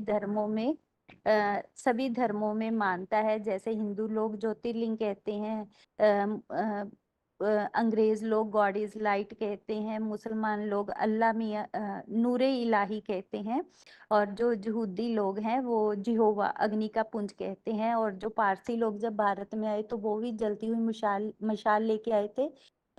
उनके जो टेम्पल्स हैं उनको भी फायर ऑफ टेम्पल्स कहते हैं। भगवान का नाम शिव है, शिव माना कल्याणकारी, जो कभी भी अकल्याण नहीं करता दूसरे के शरीर में। हेलो, दूसरे के हाँ शरीर में प्रवेश करके भी वो सभी का कल्याण ही करता है। हेलो। हाँ, बताते जाइए माताजी। आप आपको शायद कंटिन्यू बोलने में दिक्कत ना हो इसलिए। नहीं दीदी, अभी तो चल ही रहा है। तो भगवान जो है वो एक व्यापी होकर के ही आता है, जिसके लिए गीता में बोला हुआ है मानुषीम तन्नुमाश्रितम, मैं साधारण मनुष्य तन में आता हूँ। किस लिए आते हैं उसके लिए गीता में आया है जगत विपरिवर्तते, मैं जगत का परिवर्तन करने के लिए आता हूँ। माना जो दुनिया है वो विपरीत गति से परिवर्तित होती है। भगवान सभी के आगे प्रत्यक्ष नहीं होते, जो गीता में आया हुआ है ना अहम प्रकाशा सर्वस्य जोगमाया समावृता, मैं सभी के आगे प्रत्यक्ष नहीं होता हूँ, क्योंकि भगवान की पहचान भी वही कर सकते हैं जो देवता होंगे, क्योंकि देवताओं को इशारा ही काफी रहता है। तो इस तरह से भगवान के आने का कारण जब जब धर्म की ग्लानि होती है तब, और समय और जब बहुत सारे समय है, जब बहुत सारे धर्म होते हैं तब भगवान आते हैं। जैसे गीता में आया हुआ है सर्वधर्मान् परित्यज्य मामेकं शरणं व्रज, सभी धर्मों को त्याग के मेरे एक शरण की मेरे शरण में आ जा। तो इस तरह से यदि द्वापर युग में ही द्वापर युग में ही सभी धर्म होते, तो सिख धर्म जो है वो तो कलयुग के मध्य के बाद ही आया है। आर्य समाज जी जो हैं वो भी कलयुग के अंत समय में ही आए हैं। तो इस तरह से बाबा तो यही बोलते हैं कि बाबा तो ये बोलते हैं कि मेरा 2 कल्पों के बीच में आना होता है। जैसे गीता में भी है संभवामी युगे युगे, 2 युगों के मध्य काल में आता हूँ, जब कलयुग का अंत और सतयुग का आदि होता है। वैदिक काल और जैन साहित्य के अनुसार भी यही बात जो है वो सिद्ध होती है। तो भगवान जो है वो 3 दिव्य कर्तव्य करके जाते हैं, जिसके लिए 3 मूर्तियों को पकड़ते हैं, 3 रथधारियों को, जो ब्रह्मा शंकर और विष्णु है। गीता के अनुसार आया हुआ है भूत भर्तरी च तजगेयम विष्णु पर विष्णु च, और जो भगवान और देवता जो हैं वो अलग अलग होते हैं। भगवान एक ही होता है, गॉड इज वन, सबका मालिक एक ही कहा जाता है। भगवान 2 3 4 नहीं होते, और देवताएं जो है वो 33 करोड़ जो है गाए जाते हैं। मनुष्य शूद्र से ब्राह्मण और ब्राह्मण से देवता बनता है, पर भगवान के लिए ये बात नहीं होती, क्योंकि वो एवर प्योरिटी के कारण परकाया ही प्रवेश करता है, और परकाया प्रवेश करके भी कल्याण ही करता है। जबकि जो मनुष्य हैं, जब देवता हैं, वो कहीं ना कहीं स्वार्थी रह जाते हैं। देवताओं को 16 कला संपन्न, मर्यादा पुरुषोत्तम, सर्व संपूर्ण हिंसा कहते हैं, जबकि भगवान के लिए रुद्राष्टकम स्तोत्र में आया हुआ है कलातीत कल्याणकारी कल्पांतकारी। तो इस तरह से भगवान जो है एक ही है, जिसको हम एक ओमकार के रूप में भी जान सकते हैं, जो ब्रह्मा विष्णु शंकर को भी करने वाला है। एक ओमकार माना जो त्रिमूर्ति के ऊपर जो शिवलिंग बना हुआ है उसे हम कह सकते हैं एक ओमकार, जिसे हम शिव बाबा भी कहते हैं, साकार और निराकार का मेल। दीदी ठीक है, जा आगे भी बता दूं और भी। हाँ, हेलो। मेन तो इस टॉपिक का लास्ट एंड वो बताइए कि शंकर ही वास्तव में भगवान का एक व्यापी स्वरूप है। इसके लिए कोई 2-3 प्रूफ बता के एंड कीजिए। हाँ जी दीदी, जैसे जो भगवान जो है शंकर किसी शरीरधारी के तन के अंदर ही आते हैं, जो 3 आत्माओं का समुच्चय है, 3 आत्माओं का संकरण है। श के ऊपर बिंदी निराकार शिव, क मन कृष्ण, चंद्रमौली चंद्रभाल जो है उसे कहते हैं अर्ध चंद्रमा के रूप में शंकर के ऊपर दिखाते हैं, और राम। तो 3 आत्माओं के संकरण 3 आत्माओं के संकरण से बनता है शंकर। तो भगवान एक व्यापी स्वरूप के द्वारा ही सारी दुनिया में प्रत्यक्ष होते हैं। जो शंकर है उसके भी 2 रूप दिखाए जाते हैं, एक अपूर्ण रूप और एक संपूर्ण रूप। जब वो शिव की जाद में बैठा है तो वो जब शिव की जाद में बैठे हुए हैं तो वो अधूरा रूप है, तपस्या कर रहा है। तो और जब संपन्न बन जाता है तो उनकी यादगार शिवलिंग दिखाई जाती है। तो शिवलिंग में पहले तो हम चंदन की बिंदी दिखाते हैं, माना कि निराकार शिव की प्रवेशता है। जब वो खुद संपन्न हो जाता है तो उसका जो संपन्न रूप है वो सोमनाथ मंदिर में दिखाया जाता है, जिसके अंदर शिवलिंग के लाल पत्थर के लिंग में हीरा जड़ा हुआ है। वो है उसके संपूर्णता की यादगार। जब 100% अपना इम्तिहान पास कर लेता है, सब सब्जेक्ट में से जो मुख्य सब्जेक्ट है मैं आत्मा हूँ, उसकी प्रैक्टिस जब निरंतर हो जाती है, तब वो संपन्न स्टेज को पाता है। वो सार्वभौम सत्ता बन जाता है। जो भी खुदाइयाँ हुई हैं तो उनमें सभी जगह पे लिंग मूर्तियां ही मिलती हैं। तो निराकारी जब स्टेज बन जाती है तो उसका नाम शंकर का नाम शिव के साथ जोड़ के शिव शंकर जो है बोला जाता है, जो गीता 5 के 8 और 9 में भी है। श्लोक में आया हुआ है, नैव किंचित करोमि इति युक्तो मन्येत तत्त वित्त पश्यन् श्रवण स्पर्शन जिगरन गच्छन अच्छन स्वपन श्वसन परलपन विसर्जन ग्रहण प्रलपन्वी सृजन गृहन उन्मीशन मिशन अपि इंद्रियाणि इंद्रेशु वर्तन्त इति धार्यता। जिसकी यादगार हम ये भी कहते हैं रामायण में, बिन पग चले सुने बिनु काना कर बिनु करम करे विदु नाना आनन रहित सकल रस भोगी बिन बानी बढ़ता बढ़ जोगी। इसी के लिए गीता में एक श्लोक आया हुआ है 13वें अध्याय का, सर्व इंद्रिय गुणावासा सर्व इंद्रिय विवर्जितम असक्तम सर्व निर्गुण भोक्तृ। वो जगत पिता जो है वो अव्यक्त मूर्ति के रूप में, गीता में अव्यक्त मूर्तिना के रूप में भी गाया जाता है। एक ही अव्यक्त मूर्ति है जो जिससे जो सारा संसार विस्तृत हुआ है, जो 9 के 4 में है, मया ततम इदम जगत सर्वम अव्यक्त मूर्तिना। और तब सभी धर्मों में उसकी मान्यता होती है। एडम आदम आदिदेव आदिनाथ अकाल पुरख के रूप में सब धर्म वाले उसे सिख सच्चा पातशाह कहते हैं, मुस्लिम लोग उसे अल्लाह मियाँ बोलते हैं, और जो मुसलमान जो अंग्रेज हैं वो हेवनली गॉड फादर बोलते हैं। तो इस तरह से हर धर्म वाले आदम के रूप में उसकी मान्यता है, क्योंकि उसी से सारा सृष्टि वृक्ष जो है वो विस्तृत होता है।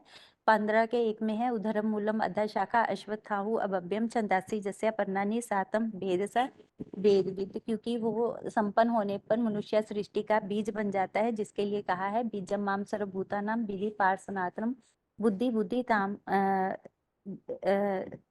बीजमाम सर्वभूतानां विधि पार्थ सनातनम। उसी से ही फिर जग की उत्पत्ति प्रलय विसर्जन होता है, जो 9 के 18 में भी है, प्रभवा प्रलय स्थानम निदानम बीजम अवव्यम। तो सभी प्राणियों का बीज है। सर्वभूतानां बीजम अहम अर्जुन, ये बताया जाता है। और जो दीदी यहाँ तक ही बताऊं? हाँ ठीक है माता जी। दीदी ठीक सुना दिए थोड़ा सा? हाँ माता जी ठीक ही है। बस जैसे कि वो जो देवता है और भगवान का अंतर है ना, उसको ज्यादा विस्तार करने की आवश्यकता नहीं है। अच्छा। माना मेन हमारा उद्देश्य जो शंकर के पार्ट पर फोर्स, और अच्छा। वैसे ज्यादा अगर गहराई से कोई समझने वाले तो ठीक है, जो शंकर अर्थात मिक्स पार्ट, नहीं तो भक्ति मार्गीय लेवल से शंकर के बारे में जो भी बातें ऐसी है, जैसे आपने सार्वभौम सत्ता बताया, ऐसे हर गांव गांव में शहर में शंकर के मंदिर मिलते हैं। और हर जगह पे जैसे शंकर का जहाँ जहाँ नाम भक्ति मार्ग में ज्यादा मान्यता प्राप्त है, ऐसे ऐसे उल्लेखों को कलेक्ट करके रखिएगा, तो जिससे हम ये समझा सके कि वही एक व्यापी स्वरूप है। हमारा उद्देश्य तो मेन बाप का परिचय देना है ना, तो उस बात पे ज्यादा फोर्स होना चाहिए। और जैसे जो चित्रों के बारे में भी सर्वव्यापी के हम बताते हैं, तो वो सारे चित्रों के बारे में जब आप प्रैक्टिकल में कोर्स करते हैं तो भले डिटेल में समझाइए, लेकिन जैसे यहाँ सभी ज्ञान में चलने वाले ही उनके सामने जैसे उन चित्रों के बारे में एक एक वाक्य में, जैसे वो जो एक तो भाई भाई को मार रहा है और वो जो दुष्कर्म वाला है, तो उन सब के लिए एक ही वाक्य में बता सकते हैं, आज की दुनिया में ये जो हिंसाचार भ्रष्टाचार दिखने में आ रहा है, ये दुष्कर्म होते हुए दिखने में आ रहे हैं, तो क्या इन सब में भगवान माना जा सकता है? जिससे कोर्स में हमारी भाषा खराब भी नहीं लगेगी किसी को। जैसे कुछ माताओं को शायद जानकारी न हो, आपने तो ठीक बताया वैसे, लेकिन कई बार बोलने बोलने में माताएं मतलब ये सब बातों को स्पष्ट बोल देते हैं। तो ऐसे नहीं होना चाहिए। कोर्स में हमारी भाषा बहुत आध्यात्मिक होनी चाहिए। तो सिंपल बात उसमें बताइए कि आज की दुनिया में कॉमन रीति से ऐसे जो भ्रष्टाचार, हिंसाचार, दुष्कर्म होते हुए नजर आ रहे, तो क्या इनमें भगवान है? तो सारी बातें इसमें आ गई। भ्रष्टाचार माना धन संपत्ति रिलेटेड, रिश्वत रिलेटेड, हिंसाचार माना ये जो भी मारकाट हो रही है, और दुष्कर्म माना वो सब जो चित्र में दिखाया आज की दुनिया में जो न्यूज़पेपर्स में आती है बात। तो 3 शब्दों में ही पूरे तीनों चित्रों की बातें आ जाती है। ठीक है ना? अच्छा, हाँ जी, हाँ जी, ठीक है तो माता ठीक है जी। दीदी, ख्याल रखूंगी। ओम शांति। आगे बताइए माता जी, आपका जहाँ से अधूरा है ना वहां से मैंने वो आप सर्वव्यापी बताइएगा। का तो बता दिया था। हाँ जी, मतलब आगे मैं का चित्रों के बताइए। आधार पे सर्वव्यापी वाला तो समझा दूंगी। फिर उसके बाद में है ना कि भगवान का एक व्यापी स्वरूप शंकर ही क्यों है, तो इसके बारे में बताएंगे ना। भगवान का एक शंकर ही क्यों है, शंकर को ही क्यों मानते हैं। 33 करोड़ देवी देवताओं में ये भी तो प्रश्न आ सकता है ना कि शंकर को ही क्यों मानते हो, और 33 करोड़ देवी देवताओं का नाम शिव के साथ क्यों नहीं जोड़ा जाता। तो हमें सिद्ध करना होगा ना कि शंकर ही क्यों है। तो भगवान का एक व्यापी स्वरूप शंकर ही है। इसके बहुत सारे प्रमाण है। भक्ति मार्ग में ही 33 करोड़ देवी देवता माने जाते हैं, लेकिन उनमें तीन ही सुप्रीम माने जाते हैं ना। भगवान क्या है, कहते हैं ना, त्रिमूर्ति शिव के साथ आते हैं। और शिव का नाम जो है शंकर के साथ ही जोड़ा जाता है। शिव ब्रह्मा नहीं कहते ना, शिव विष्णु भी नहीं कहते, शिव जगदम्बा भी नहीं कहते, शिव शंकर भोलेनाथ कहा जाता है। धर्म पिताएं निराकार और याद करने का अभ्यास करते, परंतु वो मतलब उनकी जो याद होती है बहुत कठिनाई से होती है, इसलिए पूरा लीन नहीं हो पाते। तो 100% जो ये मुकर्रर रथ वाली आत्मा, ये अपना तन मन धन से सारा समर्पण होकर उस 32 वर्ष की आयु में एक लव्य से मतलब समर्पित होकर एक सदाशिव ज्योति में लवलीन अर्थात सच्चा प्रेम करता। सिर्फ एक सदाशिव ज्योति मतलब करता है वो, जो इसमें लवलीन हो जाता है ना ये शंकर वाली आत्मा। तो वह पुरुषार्थ करके शिव के गुणों को और शक्तियों को अपने अंदर आत्मसात कर लेता है, जिससे वे ब्रह्मा और विष्णु का भगवान का इसलिए ब्रह्मा और विष्णु को तो हम भगवान का स्वरूप नहीं कह सकते, क्योंकि वो समदृष्टि सदाशिव ज्योति को समान नहीं होती उनकी जो और शास्त्रों में ये भी दिखाया ना, ब्रह्मा तो सिर्फ असुरों का पक्ष धर रहे हैं और विष्णु देवताओं का पक्ष धर, लेकिन एक महादेव भी है जो देवताओं और असुर दोनों का ही पक्ष लेते हैं। इसलिए गीता में 14वें अध्याय के 24वें श्लोक में भी है, सम दुख है, सुख है, स्वस्थ है, लोष्टाश्च कांचन तुल्य प्रिय अप्रियो धीरे तुल्यानी समसंसुति। मतलब वो क्या है, वो जो सुख दुख में और मिट्टी पत्थर सोने में समान भाव से, प्रिय प्रिय में समान धैर्यमान, अपनी निंदा और स्तुति में वो समान रहता है। और तुलसीदास में भी रामायण अयोध्या कांड में भी है, सोई जानत जब दे जनाई, जानत तुम्हें हो जाए। अर्थात जो तुम्हें जानता है वह तुम्हारे जैसा ही हो जाता है। शिव और शंकर दोनों एक समान हो जाते हैं, लोग उनमें भेद ही नहीं कर पाते। जैसे मुसलमान में भी कहावत है, आदम को खुदा मत कहो, आदम खुदा नहीं, लेकिन खुदा के नूर से आदम जुदा नहीं। जैसे शरीर और आत्मा दोनों का महत्व निराकार और निराकार और साकार, निराकार आकर साकार की पहचान देता है, और फिर साकार उस निराकार का ज्ञान सभी को देता है। मतलब दोनों का ही महत्व है, साकार का और निराकार। इसलिए तो कहा है ना, जैसे गुरु गोविंद दो खड़े काके लागू पाए, बलिहारी गुरु आपने जिन गोविंद दियो बताए। निराकार के बिना साकार को नहीं जान सकते और साकार के बिना निराकार को, दोनों ही एक दूसरे के पूरक है। इसलिए अकेले साकार को पकड़ा या निराकार को तो भी सदगति नहीं हो सकती। रामायण में भी आया ना, शिव द्रोही ममदास कावा, सो नर सपने मोही न पावा, और एक गुप्त मत सबे कहू कर जोर, शंकर भजन बिना नर भगत की पावे मोर। इन्हीं दोनों आत्माओं की गीता में क्षेत्र और क्षेत्रज्ञ भी कहा है। और ये 13वें अध्याय के पहले श्लोक में भी आया, इदम शरीरम कौन्ते क्षेत्रम इति अवधीयते। मतलब और उसको इसी दोनों को शर और अक्षर भी इन्हीं दोनों को कहा है।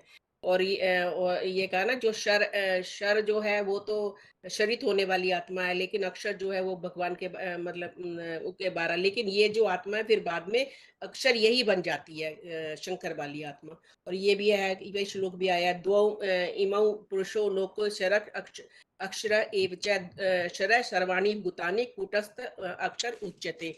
15 के 17 में भी आत्मा के 12 परमात्मा इति उदाहत है।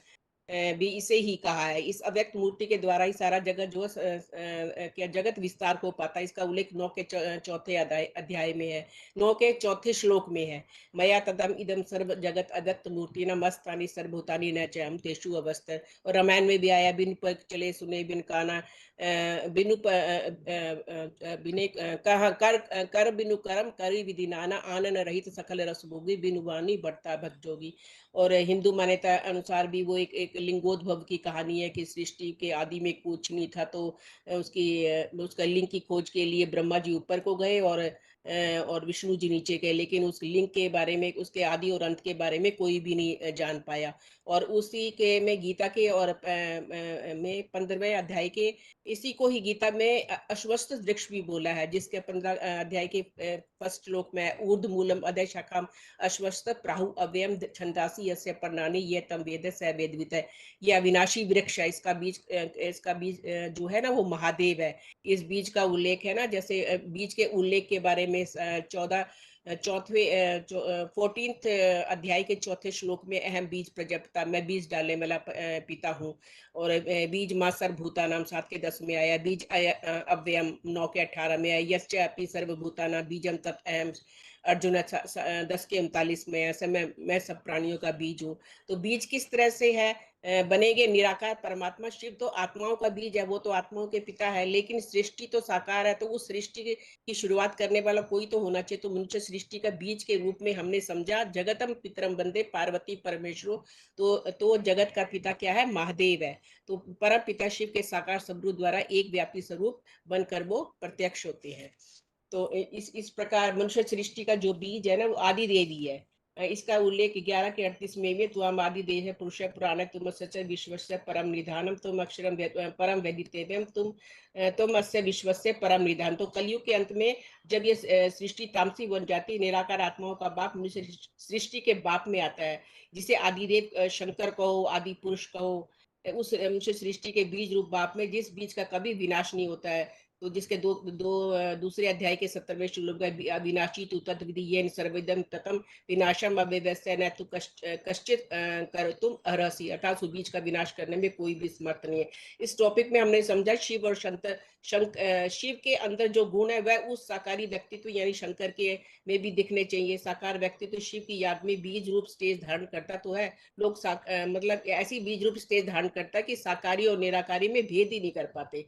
रामायण में भी आया ना, सगुण अगुण नहीं कुछ भेदा, नहीं कुछ भेदा, उभय हर भव संभव खेदा। जो निराकार है वैसे ही स्टेज साकार भी धारण कर लेता है, क्योंकि निराकार का विरुद्ध है कि जब मैं आऊंगा तब अपने बच्चों को आप समान बनाऊंगा। तो निराकारी, निर्विकारी और निरंकारी कोई तो अव्वल नंबर बनता होगा। तो ये शंकर महादेव वाली आत्मा है, यही निराकारी, निर्विकारी और निरअहंकारी बनती है। तो जो अजन्मा, अकर्ता, अभोक्ता के गुण है ना, वो इसमें वो शंकर वाले जो शिव वाले गुण है, वो ये शंकर वाली आत्मा भी पूर्णतः धारण करती है। इसका भी मैंने डिटेल में बताया। बताऊं दीदी? अजन्मा अभी तो लेट हो जाएगा माता जी, आप अगली बार इसे इस तरह रेडी कीजिएगा। जो दूसरे भगवान प्रश्न का उत्तर है, शिव शंकर अगर अलग अलग है तो एक कैसे हो गए? तो अलग अलग है, इसके प्रूफ बताइए। शिव कैसे अलग है, शंकर कैसे अलग है, इसके प्रमाण इकट्ठा करके बताइए। और फिर वो दोनों एक कैसे हो गए? तो समान बन जाता है शंकर, और मतलब समान भगवान बनने की निशानी।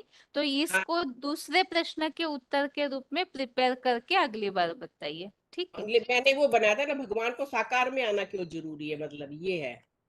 हाँ फिर ठीक है। भगवान को साकार में आना जरूरी। हाँ, फिर ये बनाया तो हुआ है दीदी काफी। चलिए फिर ठीक है, कोई बात नहीं, बहुत लंबा है अभी। हाँ, वैसे सुनते समय फिर कंटिन्यू सुनने से हाँ ठीक है, ठीक है ठीक है दीदी। मतलब। ओम शांति। ओम शांति।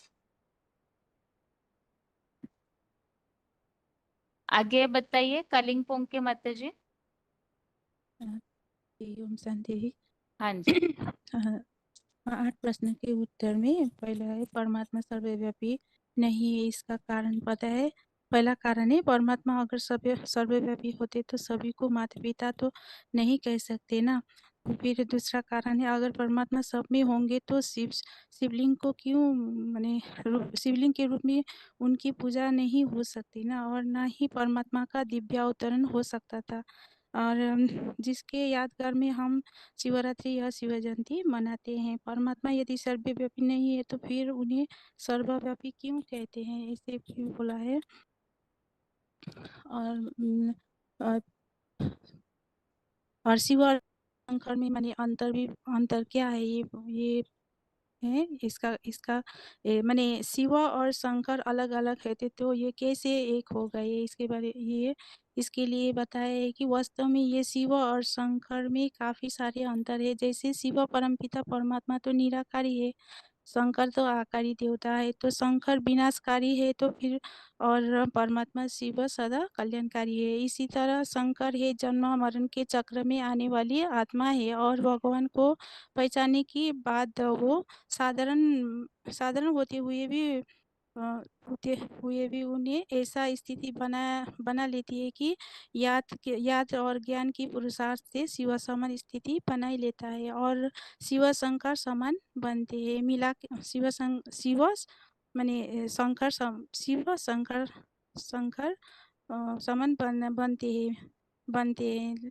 लेकिन शिव शंकर तो एक कैसे हो गए, इसके लिए बताइए। हम शिव शंकर परमात्मा समान स्थिति बनाते हैं, इसीलिए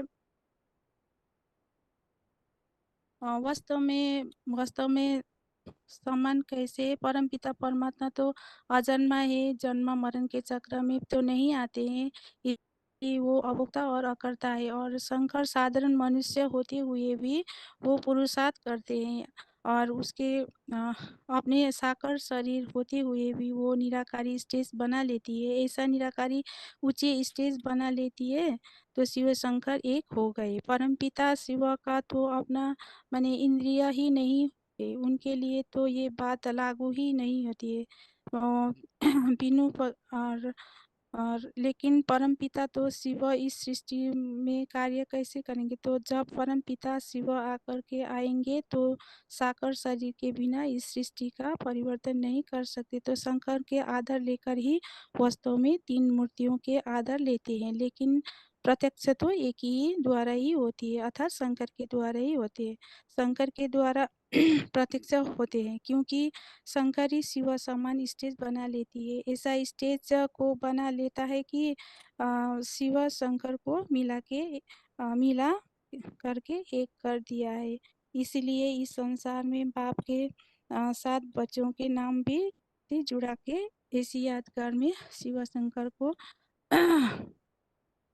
क्या बात लागू कर दिया है। इंद्रिय माने इंद्रिय होते हुए भी इंद्रियों की भान, शंकर में इंद्रिय होते हुए भी इंद्रियों की भान नहीं होते। याद की इतना लवलीन होते हैं कि साकार शरीर का माने बिल्कुल भान नहीं रहता है, 100% आत्मिक स्टेज में रहती है। तो ऐसे समान बनने के लिए साथ साथ ये जो 3 गुण है पिता का मुख्य, वो धारण करते हैं, जिसके लिए ये ही बात लागू होती है।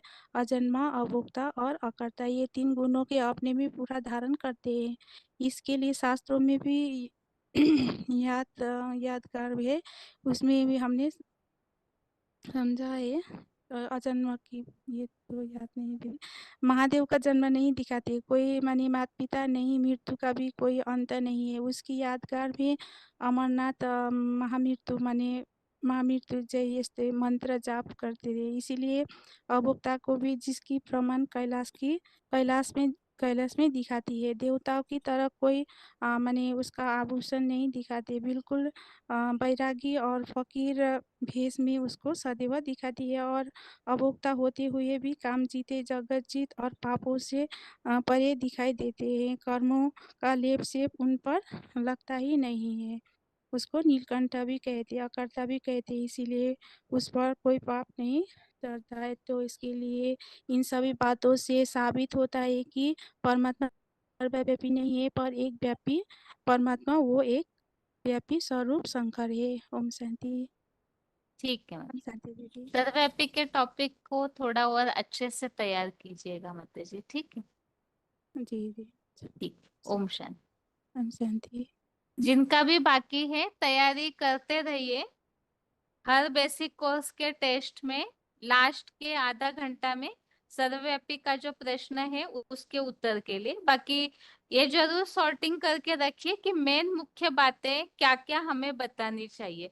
एक्स्ट्रा बातें जो है आप भले कोर्स में बताइए, लेकिन यहाँ समय को देखते हुए जो मेन बातें फोर्स वाली है, जो अच्छे प्रमाण वाली है, उन्हीं बातों को कलेक्ट करके बताइए ताकि समय बचे। और जैसे आधा घंटा में कम से कम 10-10 मिनट का भी समय दे तो 3 या 4 माता भाइयों से सुनने का समय मिल सके। इस हिसाब से अपने उत्तर को तैयार करके रखिए। अभी आज के लिए गीता क्लास यहाँ ही पूरा करते हैं। ओम शांति।